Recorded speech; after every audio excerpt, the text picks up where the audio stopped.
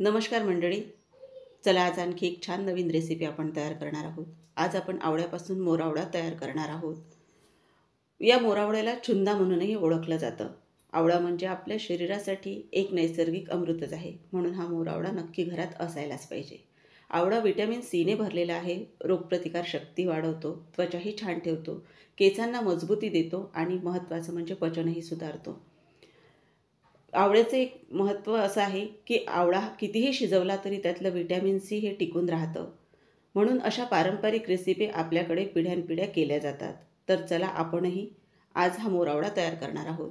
त्यासाठी इथे मी अर्धा किलो आवळे घेतलेले आहेत. आवळे आधी स्वच्छ धुवून पुसून कोरडे करून घेतलेले आहेत.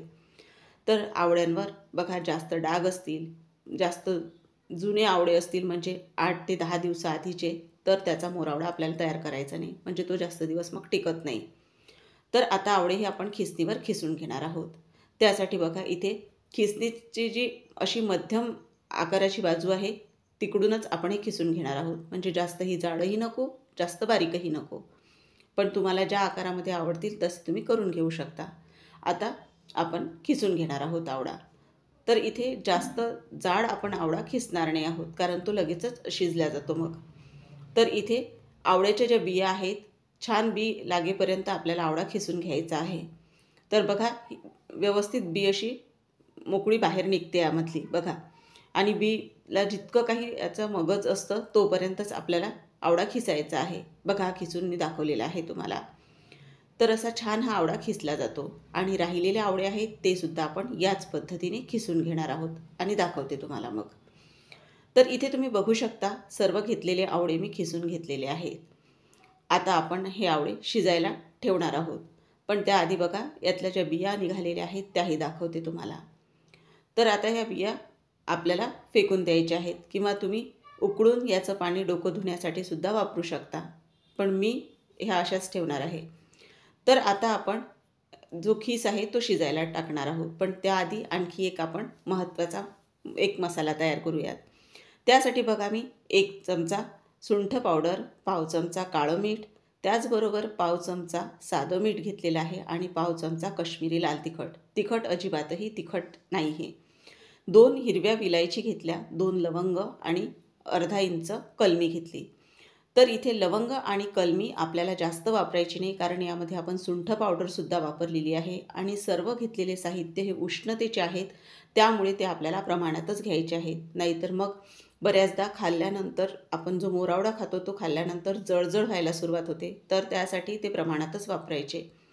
तर इथे बघा सर्व आपण बारीक करून घेतलेलं आहे. आणि हिवाळ्यामध्ये खास करून उष्ण पदार्थ हे खाल्ले जातात, पण ते प्रमाणातच असायला हवेत. तर बघा हे छान मी बारीक करून घेतलेले आहे. सर्व साहित्य आपण जे घेतलं होतं ते. आता तुम्ही म्हणाल मीठ, मिरची सर्व तर बारीकच होतं, पण आपल्याला एकसारखा पूर्ण हा मसाला तयार करायचा आहे. आणि कलमी, लवंग तसे बारीक झाले नसते, त्यासाठी आपण सर्वच एकत्र बारीक करायला मिक्सरच्या भांड्यात टाकलेलं आहे. आता आवळा आपण जो शिजवतो त्यासाठी पितळेची, ॲल्युमिनियमची, कास्ट आयरनची कुठलीही कढई आपल्याला वापरायची नाही. फक्त आपल्याला स्टीलच्या भांड्याचाच उपयोग करायचा आहे. कारण आवळ्यामध्ये एक ॲसिड असतं, त्यासाठी आपल्याला इथे स्टीलच्याच भांड्याचा वापर करायचा आहे. तर इथे बघा आपण सर्व आवळ्याचा जो खीस होता तो कढईमध्ये घातलेला आहे. आणि खीस एकसारखा आपल्याला असा पसरवून घ्यायचा आहे.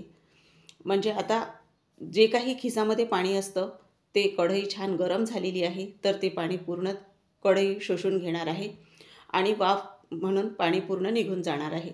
तर आपल्याला गूळ घातल्यानंतर जास्तीचं याला पाणी सुटणार नाही आणि ते आटवत बसावं लागणार नाही. त्यासाठी हा आपण असा पसरवून घेतलेला आहे. फक्त 3 ते 4 मिनटासाठी गॅसची स्पीड कमी करून. गॅसची स्पीड कुठेही वाढवायची नाही. आता गुळाचं प्रमाण सांगते. आपल्याला जेवढे आवळे घेतलेले आहेत तेवढाच गूळ घ्यायचा आहे. अर्धा किलो आवळे घेतलेले आहेत, तर अर्धा किलोच आपण गूळ घेणार आहोत. गूळ जर थोडंफार जास्त आवडत असेल तर अर्धी वाटी तुम्ही वर वाढवू शकता गूळ, किंवा कमी खात असाल तर तसंच अर्धी वाटी कमी घ्यायचं. पण गूळ इथे आपल्याला, कारण आवळा मुळातच थोडा हा तुरट असतो, त्यासाठी गुळाचं प्रमाणही व्यवस्थित असायला पाहिजे. म्हणजे आपण जो मोरावळा तयार करणार आहोत तो चवीलाही छान लागायला हवा. आता घातलेला जो गूळ आहे तो व्यवस्थित असा पूर्ण आपल्याला या आवळ्याच्या खिसामध्ये विरघळून घ्यायचा आहे. आणि महत्त्वाचं म्हणजे कुठेही गॅसची स्पीड वाढवायची नाही, मीडियम स्पीडवरच आपल्याला ही पूर्ण रेसिपी करायची आहे. तर इथे आपण पूर्ण जो खीस आहे तो गुळामध्ये एकत्र करणार आहोत, म्हणजे गुळाला लगेचच पाणी सुटेल आणि गुळ विरघळायला सुरुवात होईल. आपल्याला फार जास्त वेळही हा मोरावडा तयार करायला लागत नाही. अगदी 20 मिनिटात हा मोरावडा तयार होतो. तर इथे बघू शकता तुम्ही आता गूळ वितळायला सुरुवात झालेली आहे. तर आता पूर्ण हा गूळ मी वितळल्यावर दाखवते तुम्हाला. तर इथे तुम्ही बघू शकता पूर्ण जो गूळ होता तो छान असा विरघळला गेलेला आहे आणि गुळाचं पाणी इथे झालेलं आहे. त्यामुळे जो खीस आहे तो थोडा आता पातळ झालेला आहे. तर इथे तुम्ही बघू शकता या पद्धतीचा हा तयार झालेला आहे. पण अजूनही याला आपल्याला छान घट्टसर असं करून घ्यायचं आहे. आणि आपला जो मोरावडा आहे तो जास्त दिवस टिकावा त्यासाठीही बघा आपल्याला सर्वात महत्त्वाचं आहे म्हणजे गूळ जो आहे तो कसा आपल्याला यामध्ये शिजवून घ्यायचा आहे. तर इथे अजूनही बघा आपला जो मोरावडा आहे तो पातळच आहे, म्हणजे अजून पाणी यामधलं बऱ्यापैकी आटायचं राहिलेलं आहे. तर आता आपण जो एक मसाला तयार करून घेतलेला होता तो आपल्याला इथे घालायचा आहे. पण सर्वात महत्त्वाचं बघा असं चमच्याने बघायचं, थेंब इथे जो पडत आहे अगदी पाण्यासारखा दिसत आहे, म्हणजे अजूनही शिजवायचं आहे आपल्याला याला. आता जो आपण मसाला तयार केलेला होता तो आपल्याला इथे घालून घ्यायचा आहे. इथे जे आपण लाल तिखट वापरलेलं आहे ते फक्त रंगासाठी वापरलेलं आहे. त्यासाठी मोरावडा आपल्याला अजिबातही तिखट तयार करायचा नाही. हलकंसं फक्त तिखटाचं आपल्याला इथे चव लागायला पाहिजे. आणि इथे जे आपण काळं मीठ वापरलं त्यामुळे अगदी चटपटीत चवीचा हा मोरावडा लागतो. म्हणजे मुलंही अगदी खाण्यासाठी नाक मुरडत नाहीत आणि चवीलाही छान लागल्यामुळे अगदी मुलं ब्रेडला लावूनसुद्धा खाऊ शकतात. तर बघा आता छान असा हा मोरावडा आपण परतून घेणार आहोत. आणि इथे परत मी तुम्हाला सांगेल सुंठ, लवंग आणि जी कलमी म्हणजेच दालचिनी आपण वापरलेली आहे त्याचं प्रमाण व्यवस्थित ठेवायचं, म्हणजे खाताना आपल्याला जळजळ व्हायला नको. त्यासाठी इथे जे सांगितलेलं आहे प्रमाण तेवढंच वापरा. तर इथे बघू शकता आता आपण शिजलं आहे की नाही गूळ ते चेक करूया. बघा हाताला हलकंसं असं आपल्याला एक तार आलेलं आहे की नाही ते चेक करून घ्यायचं. तर इथे अजून एक तार हलकीशी येत आहे पण ती लगेच तुटत आहे. तर आपण आणखी 5 मिनिटासाठी हे शिजवून घेणार आहोत. तर यामधलं जे आता गुळाचं पाणी झालेलं होतं ते आटायला सुरुवात झालेली आहे.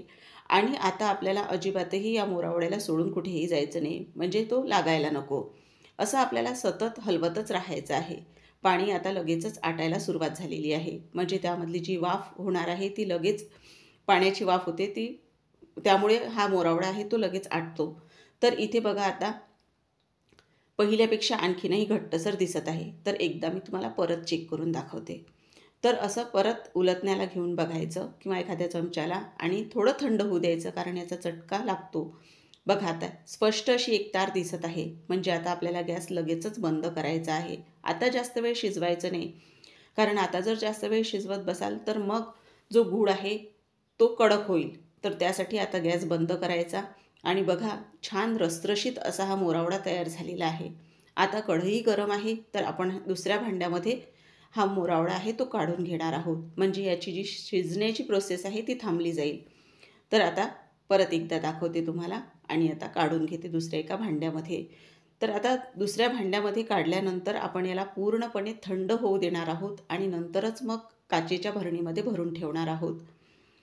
तर इथे बघू शकता तुम्ही किती छान दिसत आहे आपला हा मोरावडा आणि कसा रसरशीत झालेला आहे तोही दाखवते तुम्हाला. बघा अजिबातही गूळ यामधला कडक असा झालेला नाही आणि अगदी आपण साखर आंबा करतो तसाच हा मोरावडा तयार झालेला आहे, अगदी रसरशीत असा. बघा आतपर्यंत जो आपण गूळ जो आहे तो पूर्ण पाकावर आलेला आहे आणि जो पाक तयार होतो गुळाचा तो आतपर्यंत आवड्यामध्ये गेलेला आहे, म्हणजे जो मोरावडा आहे तो खाताना तुम्हाला अजिबातही तुरट असा लागणार नाही. आणि बघा आता आपण भरणीमध्ये भरणार आहोत. मोरावडा पूर्ण थंड झालेला आहे. भरणी स्वच्छ धुवून पुसून कोरडी करून उन्हामध्ये वाळवून घेतलेली आहे.